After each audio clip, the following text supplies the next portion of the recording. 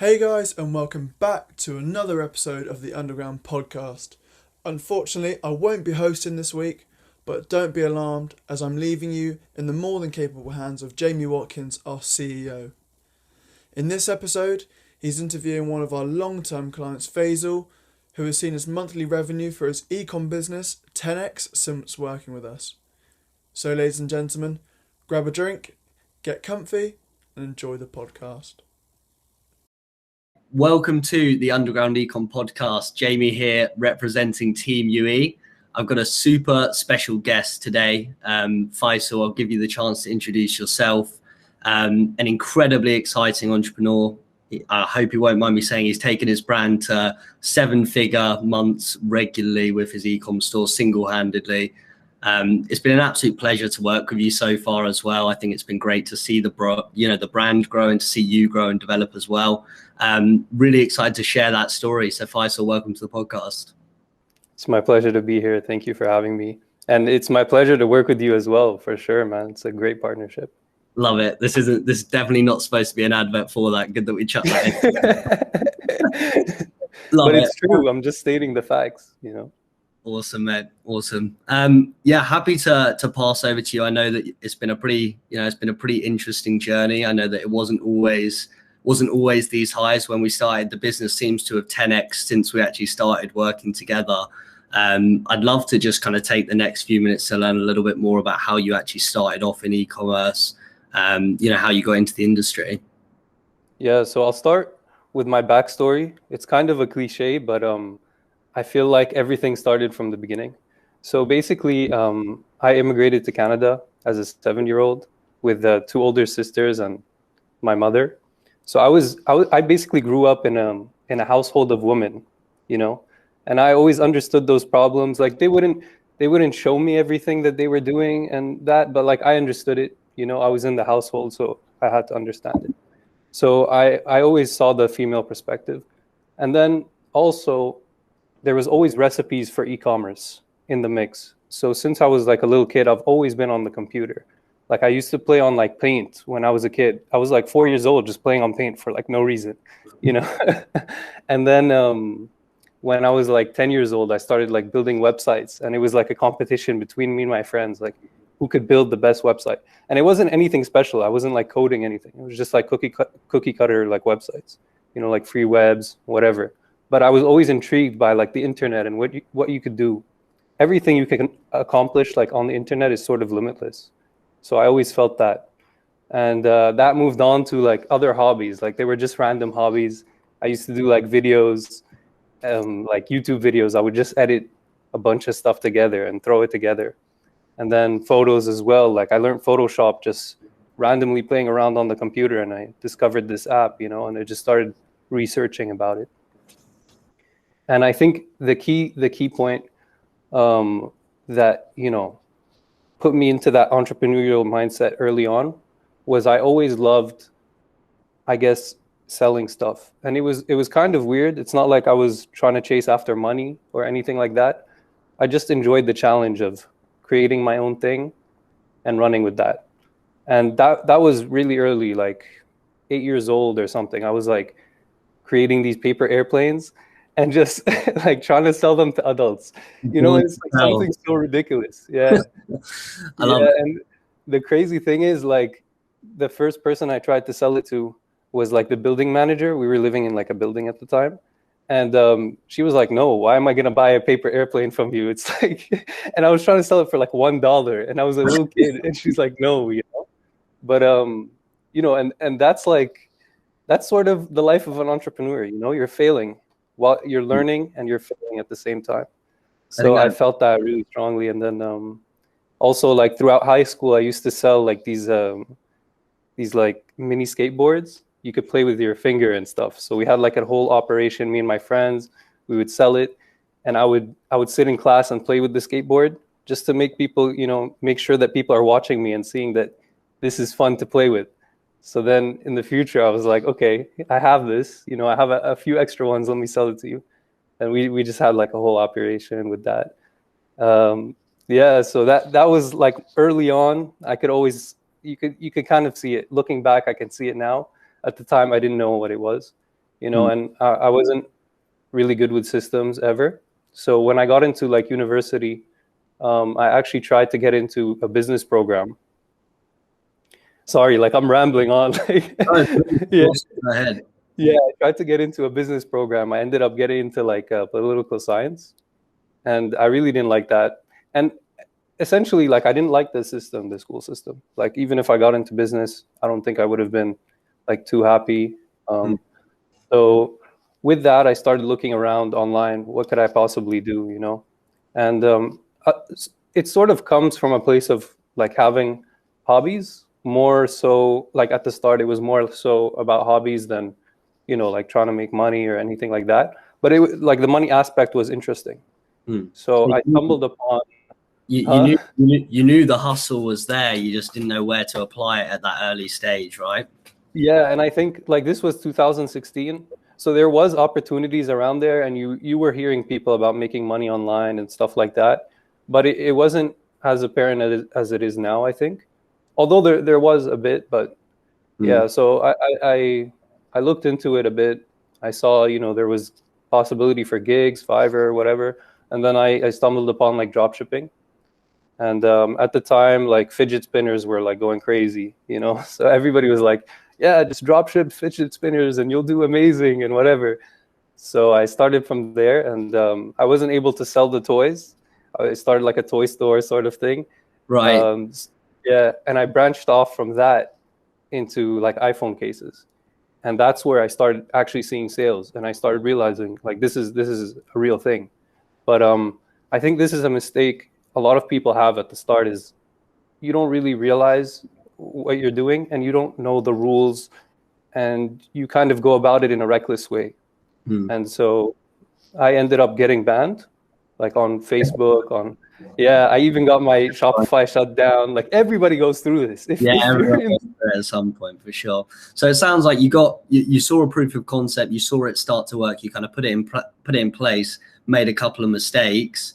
And then I didn't actually know that you tried to start another store before Rose Skin Co. So that's super interesting that you had a taste. You had a taste before you got the store up and running. So talk us through what kind of happened from there. What led you to actually start Rose Skin Co. Yeah. So I eventually got banned on that, and I just forgot about it for a few for like a couple of years. And then I came back. I was like, let me just try this thing again. I threw on a store. I was just testing things out. And from that, I learned Shopify. I relearned everything. I relearned Facebook. I relearned everything. And just before I get into Rose Skin Co., my friend reached out to me because he saw me doing Shopify. And he was like, we should do like a clothing brand. And from that, like we started it. We were just playing around with it. Again, it's like a hobby. It's nothing too serious. And from that, I understood the importance of a brand, because with clothing, you're not selling anything. Like everybody can sell a t-shirt. Everybody can sell a hoodie. All you're selling is the brand imagery, what the brand stands for. And from that experience, I really learned that. And it was, I think, an important learning in the process of going into Rose Skin Co. And from the previous, attempts at e-commerce, I started realizing, what's important in e-commerce and what can possibly be successful, what raises the chances of being successful. So from that, I was looking for a good product, a lot of things, and like something that's sustainable, that I can build upon. And I was just...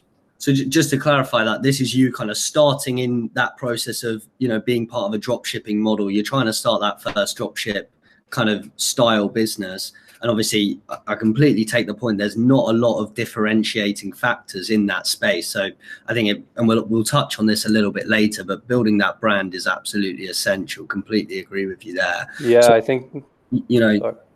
Go ahead. Sorry.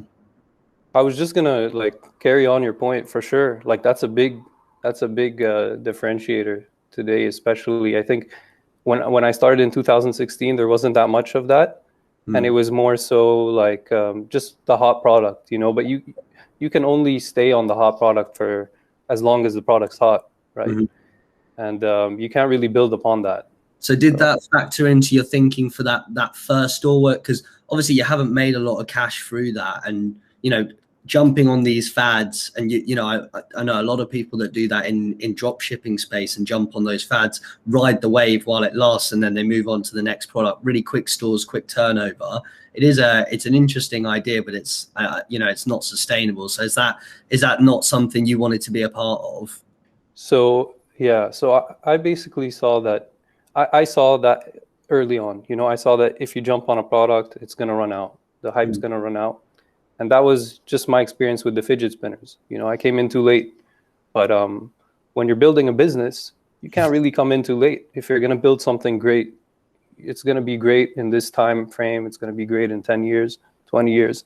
So I had that mindset early on, and I knew I wanted something sustainable and something that I can build upon. And obviously that starts with the first product, and that's important. The first product, I think, is the most important thing, so I was really looking for a special product that I understood the problem, and took it from there. But yeah, how I found that product was basically I was just scrolling through Facebook, and I saw I saw the product. I saw people marketing the product. I felt like I could just do it better, and checking out. So it was the same product that you saw other brands marketing, and you thought, I can do a much better job at that. Yeah, it's like a similar product. I felt like they didn't understand the customer's needs. The websites weren't on point. The marketing obviously wasn't on point if they didn't understand the customer.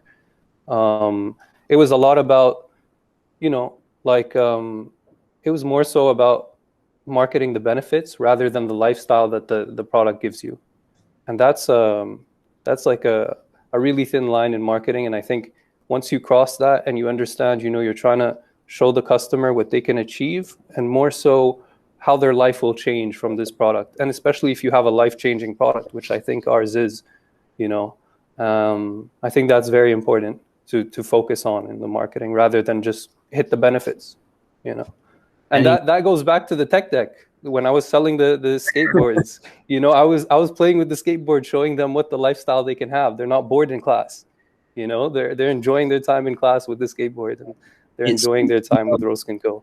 I think it speaks to your kind of upbringing with, your sister and your mom. Yeah, that as well. I can't relate to that. I grew up in a family with 5 brothers, and my mom and my dad have the same. Oh my God. It's like totally different upbringing. Yeah. Yeah. And that's definitely it. I think I understood the customer perspective from that point. And what's actually funny is I started the company with a friend. So we started with $450, and it was $225 each, right? Jeez. And yeah, by the 3rd month we hit 6 figures. Now, like you said, we're hitting 7 figures, 8 figures. So that friend actually left the company early on. It's because he didn't feel connected to the brand, and I totally understand that. If you don't feel passionate about a product, you're never going to be able to connect to your brand. And if you don't connect to your brand, how's your customer going to connect to the brand? So that's let me get that straight. So you guys got to your first 6-figure month in just 3 months from launching the company with $450 total capital. Yeah, around there. 4 months. I don't want to just brush over that. No, that's insane, especially with such little capital to get that right. I'd love to know, what was the hardest point? Is it that initial 0 to 6-figure months? Is that harder than from 0 to 250? From 100K to 250? How does that? Yeah, that's hard to say. I think because it happened so quick that growing past the 6-figure stage is much harder. Just because we got there in 3-4 months, and I think the product plays a key role. But what takes you from the product to 7 figures, 8 figures is more so your branding, how you build the business, and treat the customer. Customer experience is everything. So I think the second stage is definitely harder, and staying at that level is hard. I've been at it for, I don't know, 2 years now with Roast & Co. So I'm not the best person to ask, how are you going to last for 10 years? But I can see that, and I think I have good plans for that in the future. Well, so I think, The first step is getting to that consistency. You know, everyone that we speak to is really, how can I get to that 6-figure monthly stage? And you guys just skyrocketed past that, and it seems incredibly consistent, and it seems sustainable. And I think that's something that in this space is actually, you know, it's really tough to build that. And obviously it seems like you did really well with the timing of the product, and it seems like you marketed it really, really well. What else do you think contributed to that sustainability? Because that's definitely something which doesn't always come naturally to these types of businesses. So I don't want to say it was all success. There were times, you know, we hit 6-figure months at times and didn't even make money. Like there were, you know, spending too much on marketing, not converting enough on the website, like not having the back end set up. And I think the differentiator, like I'd say, between, you know, other e-commerce brands or stores with like higher successful ones, 7-figure ones, is more so like doing it better than everybody and trying to do it better than your direct competitors and aiming for more than that. You have to aim to be a business. A lot of people have the mindset of, you know, it's like a fly-by-night operation, or let me set this up and just make a quick buck or something like that. But you also have to think like at the end of the journey, when your product is shipped and it arrives at the customer, that's a human being, you know, and that's someone that has a connection with your brand, with your name. So you have to make that connection as good as possible, you know, and a good memory, I guess. For sure. No, that's awesome. And it's great to get a little bit of background into how that kind of started. It seems like it, and even because I remember we started working with you before you actually got to that 6-figure stage. I think you were just kind of creeping up to it, and then from there it just kind of went to 0 to 100. And it's so true, people always focus on revenue. People don't always focus on, you know, how much profit is coming at the end of that. And, you know, these are the things that we don't always look at when you're trying to build a sustainable business. You need to make sacrifices, don't you, sometimes with margins and things like that, increasing customer experience. And I think it sounds like you've really nailed that. And for anyone listening who's, you know, just starting out or maybe is just starting to scale their brand, I think that's one, especially in this space, that's one point that just can't be overstated. Yeah, I think as well, like we went through like 2 months of basically unprofitability, but I think from that experience, it's also not only like creating the relationship with the customer, but also how you do that. So like you said, like you always have to be set up in multiple platforms. I think that also differentiates you from the other people. You know, people are all on Facebook, Instagram, whatever.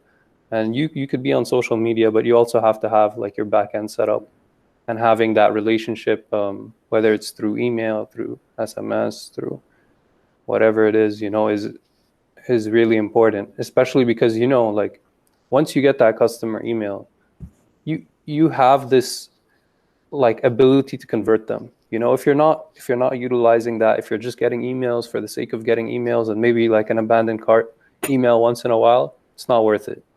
You know, but once you know you can trust your backend, you can trust your emails, you can spend a little more on marketing. You could get a few more customers to leave their email and then eventually maybe convert them. But the pro of the emails is right here. It's not me. I didn't tell him to say that. Just saying, yeah. No, 100% agreed though. It does make a huge difference to the, you know, to the sustainability of the model. And obviously we work to get that back end working for you. You know, it makes your front end dollars much more profitable, which is great to hear. And obviously one thing we do notice with these business models is sometimes, you know, the scale you're doing, you're growing your email list so quickly. And if you're not providing a good customer experience, then ultimately you're not going to be able to get that repeat purchase on the back end, and your email system's just not going to be as valuable anyway. So really that investment that you're saying, maybe maybe it's costing you a little bit more to invest in the customer experience and the way you're getting quality leads, but ultimately that's maybe translating into, you know, sales down the line. It's translating into a higher quality mailing list, a better brand overall, you know? Yeah.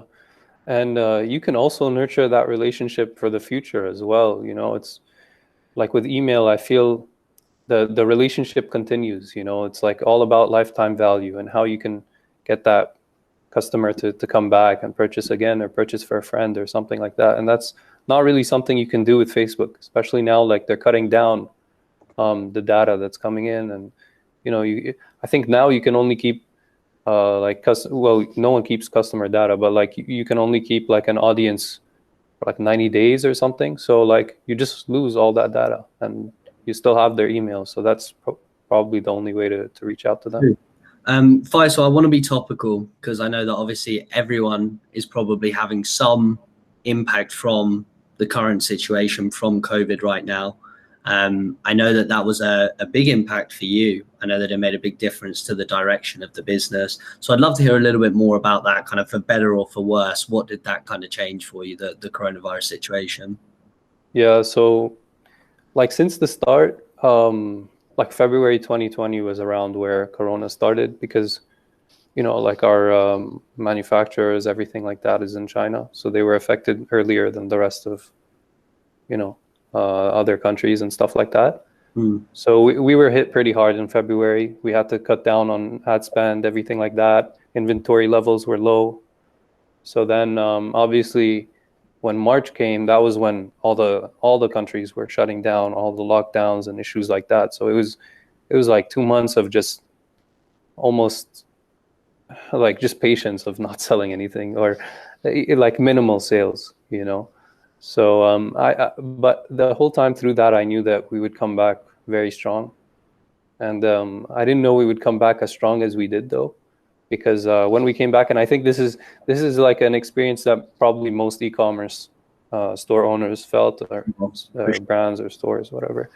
So when we came back, people were more inclined to buy online because they couldn't go to stores, you know, like there was no option. So we were seeing like Black Friday numbers almost in in like April, May, stuff like that. And that only started to rise with the idea that, you know, like everything's locked down, and our product is very focused on, you know, like hair removal and long-term hair removal. And the only place you can really get that in real life, not online, is you know, like a salon or a clinic, laser clinic. So those were all shut down. So that took down like probably the biggest competitor of all, you know, and I'm sure that helped like my direct competitors as well. But yeah, you guys were just eating market share at that point. Yeah, I think it was, and it's honestly a great thing, you know, like it's a great product, and I think people didn't give it a chance until they had no choice. And then once they gave it a chance, they started seeing, wow, this is like amazing. You know, I'm spending so much less, and I'm getting almost the same results, like in the same time frame. It's just incredible. So we had a lot of positive feedback from that. Obviously dealt with a lot of logistical issues throughout. I think everybody did, but when you speak to your customer and you're just communicating with them on a regular basis, most of the time they understand, especially in a situation like this. So do you think that's the key at the moment? Because I guarantee everyone's facing something. If it's shipping problems at the moment, whether they're manufacturing from China, sending it to warehouses in the US, whether they're holding stock in the US and it's post offices, we know everyone's got a problem somewhere at the moment as a result of this. Is the key just, you know, that really crisp, clean, you know, communication with your customers? Yeah, so we're actually still dealing with some issues, and I think communicating is a big factor to, you know, just keeping us in a good place. Obviously, we're looking into, like, you always have to look to improve, you know, and find where you can improve in your supply chain. Maybe if we're talking about more of a drop shipping business, it's kind of difficult. Maybe you have to change your business model to suit that. But I think, yeah, definitely always aiming to improve is the big thing. And I wouldn't use, like, I think coronavirus like is probably a blessing to e-commerce, you know, although it's a very sad thing to happen to the world, and it's, you know, it's not something to be like happy about, but I would say it probably benefited e-commerce store owners like the most, you know. Undeniably for all the logistical issues. You know, when we saw that first lockdown around sort of March, April time in 2020, you know, we saw open rates go up, we saw website traffic increase across our client base. It was crazy what that was doing. The amount more, people were spending so much more time online. You really do have to take the good with the bad. Yeah, I can imagine it. Like people also have to spend their money somewhere, everything was closed. So I think there's like a shopping, there's like sort of like an enjoyment in shopping. And if you can only have that enjoyment online, that's the only place you can go. And people really did capitalize on that. People came up with, people had products for gym when gyms were closed and stuff like that. And people definitely capitalized on coronavirus, whether it was even price gouging for, COVID related products or whatever. But what's interesting is you had this ideal way beforehand. You had the product way beforehand. And actually, I think that was a touch of good fortune that worked really in your favor. Definitely. Like just what the product does is like incredible, and I guess you're right. It definitely came at a really good time. There's always going to be situations where something good happens, and you just have to be ready to take advantage of that. I think before that, so when I was talking about like how February, March, we were having the 2 months where we weren't making sales, it was really easy to quit then. It was really easy to quit when we were doing 6 figures and not making money, so you just always have to like fight through adversity, and you eventually make your own fortune. And I think that really played a role. One thing I would say about Corona is that I think it permanently changed the perception of online shopping. For sure, everybody's going to stick to online shopping now. Like they're used to the experience. It's difficult going back to like retail. So you think like direct to consumer is the way, because retailers, we've actually got a lot of new business from retailers, from wholesalers that are now having, and this has been the case for the last sort of 12 months, having to now look to e-commerce because they're the old channels of revenue that brick and mortar stores just aren't. It's nowhere near as accessible anymore. Yeah, it's kind of crazy. Like, I guess e-commerce is almost less risky than brick and mortar now. For sure. And definitely hearing the insights from like from you, like seeing brick and mortar move to e-commerce. It's happening. It makes a lot of sense. It's only escalated by the situation. Faisal, I would like to touch on a couple of other things, regarding, obviously COVID is one huge thing that we kind of talked about, but I'm sure there's been other things that have changed since you got into the e-com space. I'd love to learn a little bit more about that, kind of for better or for worse. What have you seen change since you've been a part of that? And has it been beneficial? Has it helped? Do you think there's anything kind of, I know there's a couple of things with Apple and Facebook ads and stuff like that I know you could get on a Yeah. So yeah, definitely, for sure. I feel like to start it off, like going from the coronavirus, like going from COVID ideas to like what's changed in the past, I think this situation changed a lot. It changed the perspective of people, how they see online shopping. I think, like I said, I think people are going to continue to shop online, and it makes so much sense for them to shop online, and just taking advantage of that experience is really important. But as well, I think like there's a lot more information than there was before, and it's a lot easier to learn than it was like in 2016. Although there was information, it's not the same as it is now. Like now you can find high quality information about, like when I'm saying information, I mean like e-commerce, how to start your store, how to build a brand, Facebook ads, all that stuff. It's really high quality information for free. You can research it on YouTube, on Google, whatever you search, you'll probably find an answer. So that's a really big thing, and it's a lot easier to, I guess, start. But it's possibly harder to, thrive in the situation because the barrier to entry is so low. That's what I was thinking. Yeah, because it's so accessible now. That's true. There's so many guides. There's so many gurus. There's so much. To be honest, now you don't even need to really buy a course. There's so much free content for getting into e-commerce. So do you think that's made it easy for people to start, but then to get to that next level, to really stick out from the crowd? Do you think that's where people are starting to struggle? Yeah, I definitely think so. And I think because there's a lot of gurus, it's kind of difficult to see, who's the legitimate ones and who's the fake ones. I think the best thing you can do is, just try as much as possible and try to fail. And once you fail, you learn from your failures, and you just keep going and just keep trying new things. And then once you see something works, whoever said that is probably saying like real stuff, And that was like an experience of mine where I was trying a lot of different things that I was seeing online, and I just kept hearing good advice from this one YouTuber, and I just kept watching them. And I'll shout him out. He's Gabriel Saint-Germain. So Sure. yeah, he's also like a fellow Canadian, I guess. I'm not really kidding, but I live here. But yeah. No, I've heard really good things about his content, actually, for sure. No, that's cool. Did you have any mentors at the time, or did you just use free content and?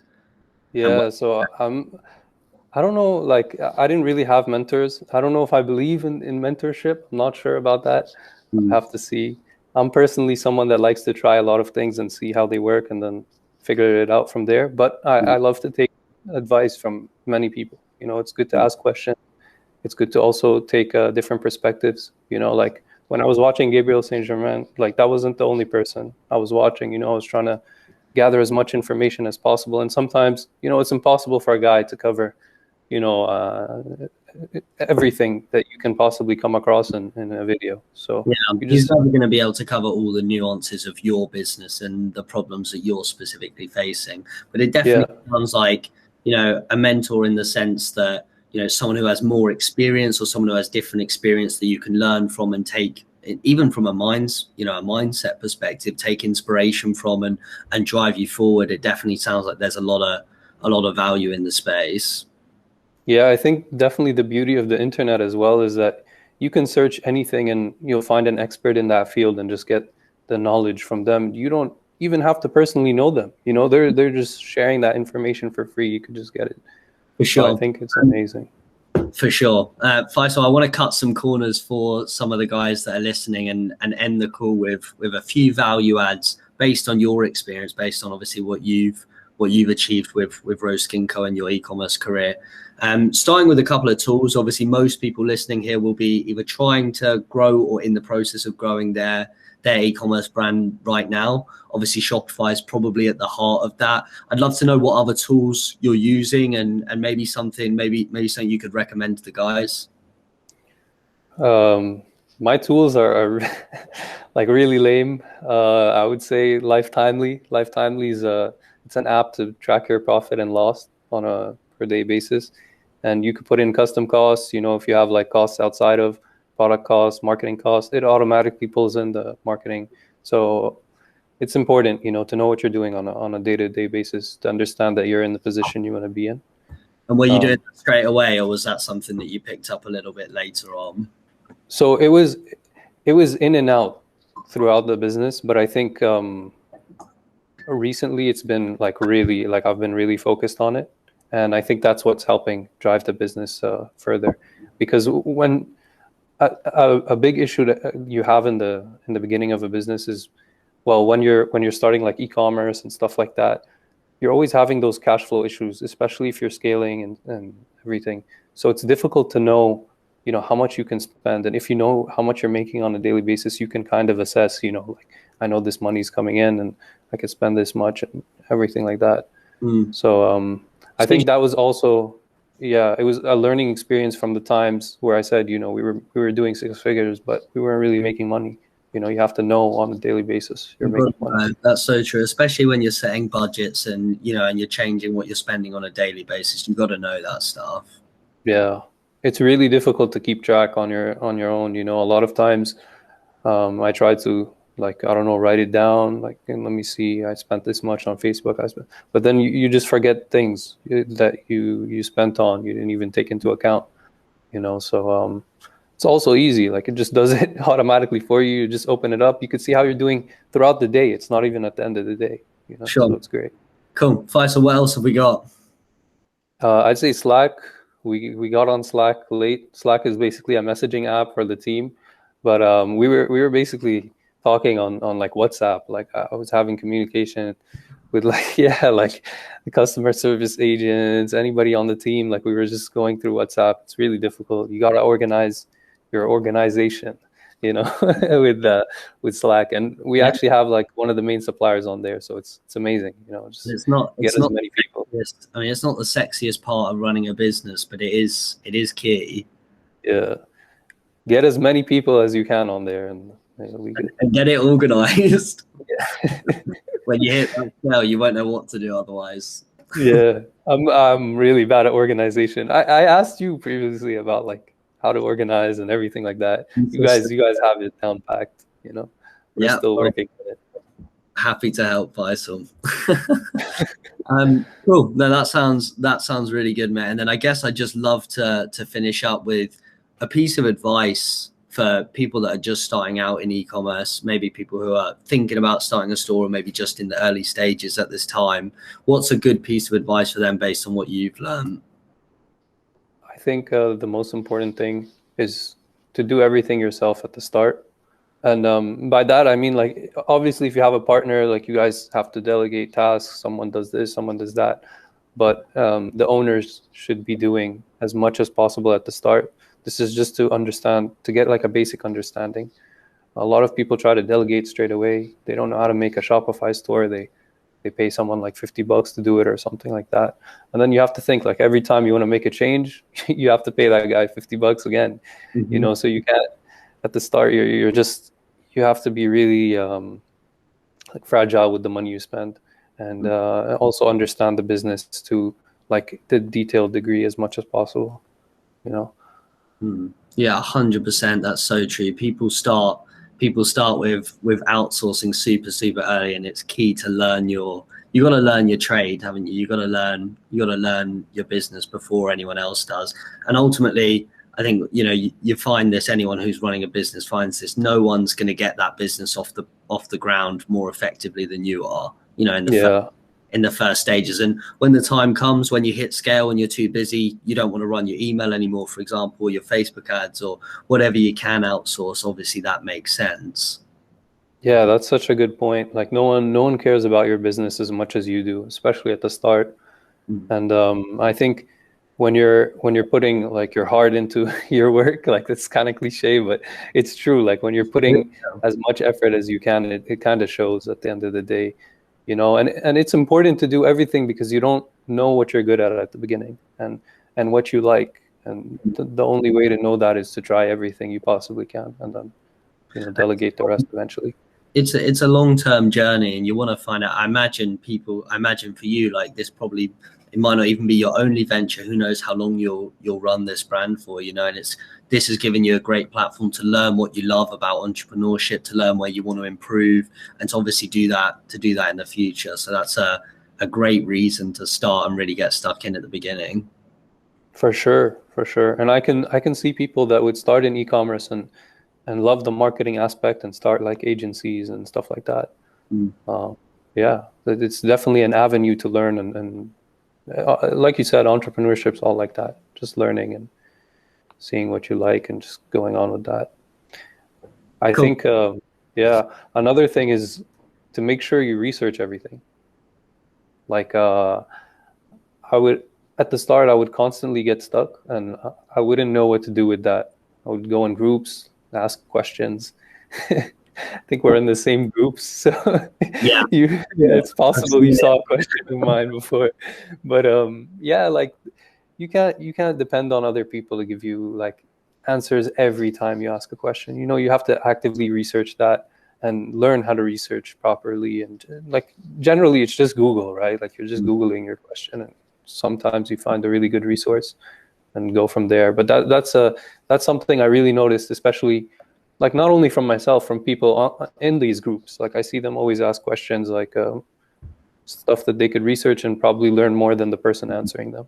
So it's just looking for a quick fix to get over it, to get over that hump. I think the etiquette normally with those things is if you put in more than you give out, or if you want to take value from people who are doing well and going to give you time, you've also got to give value, to them. Yeah. And I think that's one of the things that makes those groups so powerful, you know, because everyone holds that ethos, don't they, where you give value in exchange for getting the information that you want. Yeah, definitely. I feel like people are really kind, and they'll share as much information as they can, but Well, with that in mind, Faisal, it's been fantastic to have you on and to get some of your insights and for you to give a little bit back there and share some of your thoughts, as I said. Yeah, it came around full circle. Literally come around full circle. Yeah. Super exciting story. I think it's great that we got the chance to share that. It's been awesome having you on, and just super excited to see where this is going for you. Thanks, man. It was amazing being here and talking to you. Always a pleasure. Awesome. Cheers, Faisal. Thanks a lot, mate. Thanks, James.